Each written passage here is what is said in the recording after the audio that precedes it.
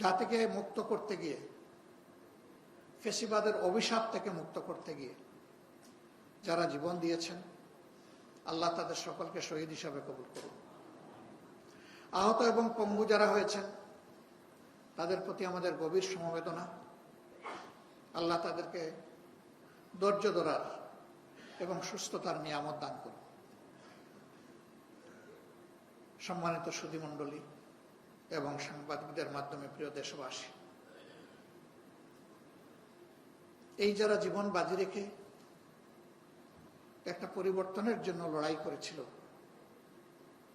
তারা শুধুমাত্র ফ্যাসিজমকে বিদায় করার জন্য লড়াই করেনি, বরঞ্চ ফ্যাসিবাদ মুক্ত একটা দেশ গড়ার জন্য লড়াই করেছিল। আনফরচুনেটলি ফ্যাসিবাদীরা বিদায় নিয়েছে, কিন্তু ফ্যাসিজম বাংলাদেশ থেকে এখনো বিদায় নেয়নি। তার কালো ছায়া এবং ভূত এখনো জাতির ঘাড়ে রয়ে গিয়েছে। এই জন্য প্রয়োজন হবে একটি অবাধ, সুষ্ঠু এবং গ্রহণযোগ্য নির্বাচন অনুষ্ঠানের, যার মধ্য দিয়ে একটি ন্যায্য সরকার গঠিত হবে, যারা জনগণের কাছে দায়বদ্ধ থাকবে। কিন্তু সেই নির্বাচনটি কিভাবে অনুষ্ঠিত হবে? এই নির্বাচন অনুষ্ঠানের ক্ষেত্রে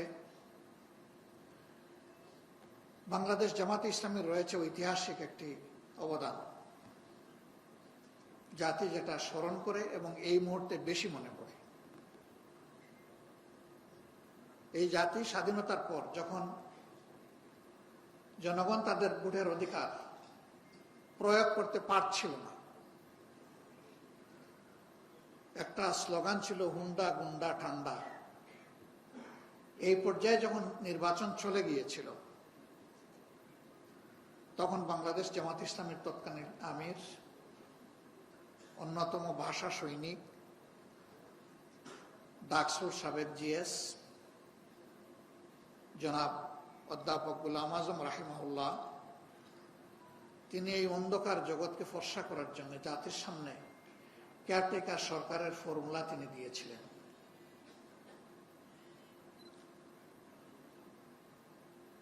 হুসেন মোহাম্মদ এরশাদ সাহেবের শাসনামলের পতন হলে যে নির্বাচনটি অনুষ্ঠিত হয়েছিল, কার্যত তার দেওয়া ফর্মুলার ভিত্তিতে অনুষ্ঠিত হয়েছিল। এবং বাংলাদেশের ইতিহাসে বলা হয়ে থাকে এইটাই ছিল সবচেয়ে ফেয়ার ইলেকশন। এরপরেও আন্দোলন সংগ্রামের মধ্য দিয়ে এই কেয়ারটেকার সরকার ব্যবস্থা সংবিধানে সংযোজিত হয়েছিল 96 সালের একটা বিশেষ পার্লামেন্টের মাধ্যমে। এর ভিত্তিতে 96 ইলেকশন হলো, 2001 ইলেকশন হলো, এমনকি কিছুটা ব্যতিক্রম ঘটিয়ে 2018 ইলেকশন হলো, কিন্তু তারপরেই শেষ। 9 যখন আওয়ামী লীগ ক্ষমতায় আসলো, আসার পরে তারা আদালতকে ব্যবহার করে একটা পারভার্টেড রায়ের মাধ্যমে কেয়ারটেকার ব্যবস্থাকে সংবিধান থেকে খতম করে দেওয়া।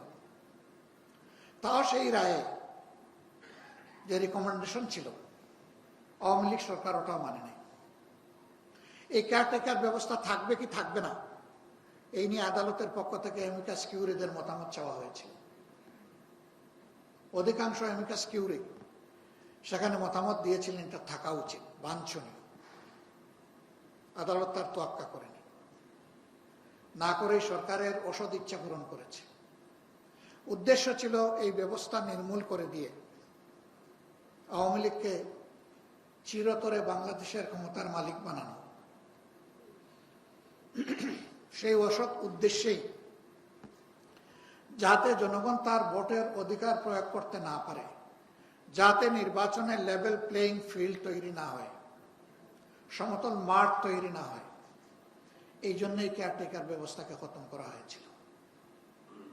এবং কার্যত তারই দুঃখজনক পরিণতি বাংলাদেশ গত 15.5 বছর প্রত্যক্ষ করেছে।